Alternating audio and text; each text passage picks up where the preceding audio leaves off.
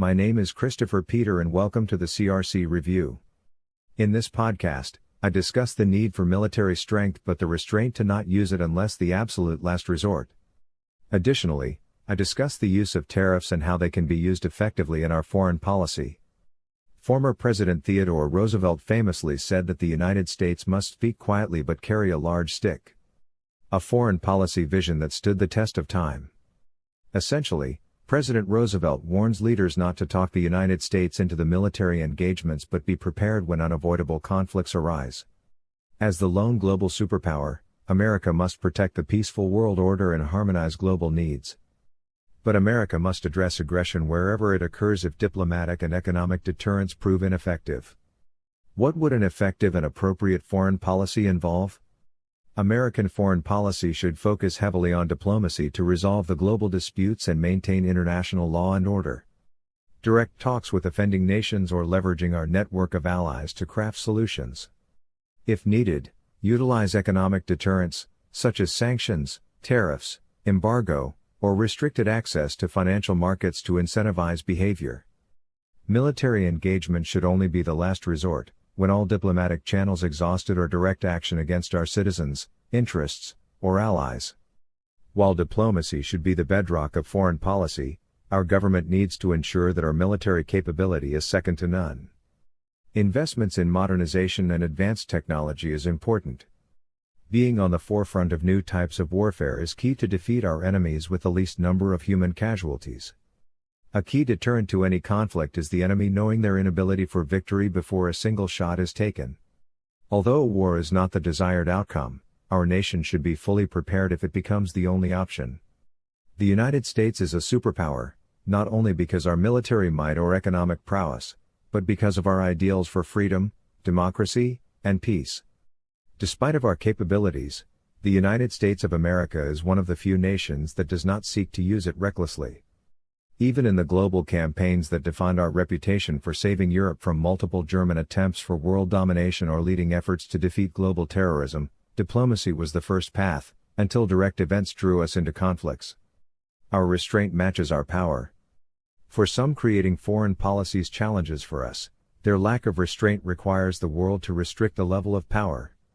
The greatest challenges in the maintaining the delicate balance of the global law and order is both one of economic and military aspects.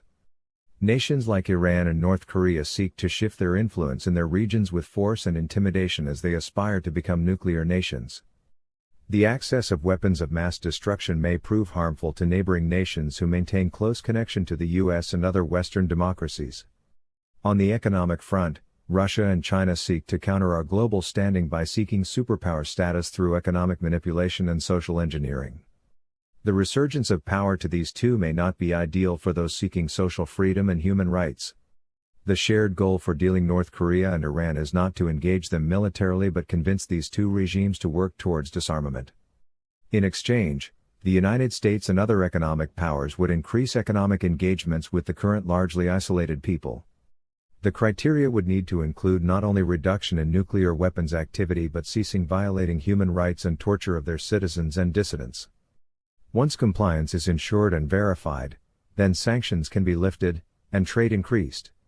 Since these nations have a history of circumventing agreements, the international community needs to hold back on providing funds upfront. During the Cold War, competing worldviews sought to influence the collective world culture. The American view of social and economic freedom competed with the Soviet view of communist society, which strong-handedly controlled social behaviors and economic activities. Despite being a communist nation itself, China realized early on that it needed to open its economy, where it currently has somewhat market economy with communist government. While the Soviet Union no longer exists, the desire for influence in the world stage is still there. There is a need for America to work with these two nations, but to work on curbing behaviors that infringe on national and economic sovereignty as well as the array of human rights violations. The path forward with these nations can be one of diplomacy and strategic talks. In the case of Russia and China, both nations appear to understand the need to find constructive working relationships, despite some conflicts in agendas. North Korea appears willing to see where negotiations will take it, as the nation is still highly isolated economically. Despite provocations, Iran must know that conflict with the global community is not in its best interest. It seeks to restore the poorly constructed Iran deal, which provided upfront benefits with little teeth. There is always an issue of trust when dealing with regimes having poor history of compliance. Many of these nations faced accusations of conducting offending behaviors either through inspection manipulation or using third parties. For instance, many accuse Iran of funding terrorism across the Middle East with the help of regional organizations. Russia faced great deal of criticism over the years for not complying with treaties. Satellite imagery discovered efforts by China and North Korea to violate international sanctions. Furthermore, these nations have different political systems, creating dictatorships without term limits. There are opportunities for them to simply wait out an American administration hoping to find one easier to deceive. Or hold the status quo until more favorable terms can be attained. Consistency from administration to administration is important to show a unified front. America cannot afford reckless compassion in dealing with certain types of regimes. Global leaders are not blind to the political situations in foreign nations. Appealing to the current political leanings in one's society is a key part of their calculated behaviors. Propaganda can leverage demonstrated political emotions to influence foreign policy. For instance, strong anti-war sentiment can provide cover for certain regimes. Understanding the political situation can restrict responses. Our leaders can avoid these traps with strategic planning that establish criteria for actions and consequences and be willing to administer those consequences where appropriate. The endless balance of power and restraint. Americans do not want our leaders talking us into war. But Americans do not want to see dangerous regime blatantly attack our interests and allies while our government struggles with inaction. Not every situation calls for engagement, but that is an important deterrent to use when appropriate. Let us discuss the impact of tariffs. President Donald Trump came into office with a goal of rebalancing trade. Under his America First platform, Trump aimed to restructure our trade agreements to better integrate American economic interests by addressing areas that promoted offshoring of jobs and growth of our trade deficit. As expected, Trump faced his normal dose of skepticism, resistance, and objection. Despite this, the controversial approach has gained some important ground. In the current environment, Trump is defying conventional wisdom and breaking constraints in addressing trade issues. Few economic thinkers would promote the use of tariffs. The implementation of tariffs can spark costly trade wars between nations, which can raise costs on consumers and restrict economic growth. Despite the traditional approach of avoiding trade wars, the Trump administration appears to effectively use tariffs to bring our trade partners to the negotiating table. The renegotiation of NAFTA into USMCA and the pending deal with China came to fruition because the threat of tariffs largely brought leaders to the negotiating table. Additionally, the practice gained economic recovery for trade and diplomatic imbalances with our European allies. Free trade is essential to the economic growth and peace for many nations. Trade expands market sizes for producers, reaching consumers outside national borders. Consumers benefit from accessing a wider portfolio of goods and services that are well beyond the limitations of domestic production. Also, nations that trade with one another will be less likely to seek conflicts with each other, as seen with the reduction of conflicts in Europe with greater free trade. Support for free trade should be strong if the agreements incorporate the needs and protects the rights of all trading partners. An important requirement for free trade is fairness in markets and good faith engagements amongst nations party to agreements. Trade agreements must allow all parties to benefit and protect from purposeful manipulation of markets. For quite some time, our trade partners fell short of the good faith requirement by implementing protectionist policies and manipulating market conditions to promote their domestic production at the expense of the growth of our trade deficit. Purposeful currency manipulation made our goods appear more expensive and ownership restrictions harmed producers in combination with blatant intellectual property theft. Due to inaction, our trade deficit continued to grow, and our innovators saw cheaply made counterfeit products harm investments in new technology. President Trump is not the first American president to realize the impact of trade deals or the adverse effects on our economy. Presidents before him understood how practices of our partners harmed our economic condition and job creation.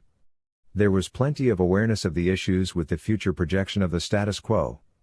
The real issue was developing an effective solution that allowed for continued trade, but removed the behaviors negatively impacting American interests. Conventional wisdom made policymakers cautious of trade wars, which limited the potential for effective countermeasures. Conventional wisdom is not always given a voice in the Trump era. Throughout the campaign and early in his administration, President Trump defied those that cautioned against trade wars. Many times, he showed a clear lack of concern for such conflicts. Frequently, Trump claimed that trade wars were easy to win, trusting in the resolve and resiliency of the American economy. The media and anti-Trump politicians consistently aim to paint the Trump administration as chaotic and short-sighted. In seeking trade reform, Trump and his team demonstrated a great deal of patience and long-term strategy to attain its goals. Although the call for such reform was laid out early, the significant action did not happen until our economy was back on its feet and growing strong. The focus first was implementing pro-growth and job-friendly policies. Expanding economic growth and job creation was essential in blunting any countermeasures faced in responses to tariffs implemented. The applications of tariffs did not come without a price to Americans. While our economy proved resilient, the trade woes negatively impacted American farms and producers, especially in the Midwest. Subsidies and other measures were needed to help some bridge the gap. The stock market remains positive overall, but speculation of trade issues combined with the government shutdown restrained growth and returns. Business owners once again experienced uncertainty in the marketplace, which negatively impacted the recent job numbers. Naturally, trade conflicts harm both sides. The side able to withstand the effects the longest can leverage the situation. For instance, the trade conflict with China harmed both nations, but China suffered greater damage due to its need for growth to sustain its large population. The sound decision of coming to the negotiating table to resolve disputes was needed to prevent further issues. One can reasonably believe the same phenomenon appeared to happen with Canada and Mexico. President Trump took a different approach in balancing trade than his predecessors. Instead of letting conventional wisdom constrain options, he effectively brought our partners to the negotiating table. To his credit, President Trump made significant progress in fixing our trade issues. Our economy is not heading toward isolationism but moving forward with fair and free trade. Something many establishment backers did not believe was possible. Again, strategic use of import tariffs can be effective in achieving change and trade reform by bringing parties to the table. Diplomacy along with strongly worded letters and rhetoric only go so far. If trade violators do not fear justice or retribution, market manipulations will continue. Even the most ardent free trade supporter will agree with the need to address trade issues with China, which is consistently accused of manipulating global trade. While the application of tariffs brings fear of trade wars, the impact is different on both sides of the dispute. In the case with China, their best outcome was coming to the table and negotiating. The use of economic tariffs will now expand to address the problems occurring at our southern border. The Trump administration hopes tariffs will nudge the Mexican government to halt illegal immigration. If successful, Mexico will implement reforms to keep people from violating our immigration laws and stop people from illegally entering their own southern border. For many decades, Mexico had little incentive to assist in resolving the long-term problem. Money sent back from illegal immigrants working in the U.S. provided billions in funds. In the presence of the tariffs, the benefits to the Mexican economy will be offset. And it will essentially be providing funds for the construction of the wall on our southern border. The big issue is the potential economic impact associated with having trade conflicts with two key manufacturing trade partners at the same time.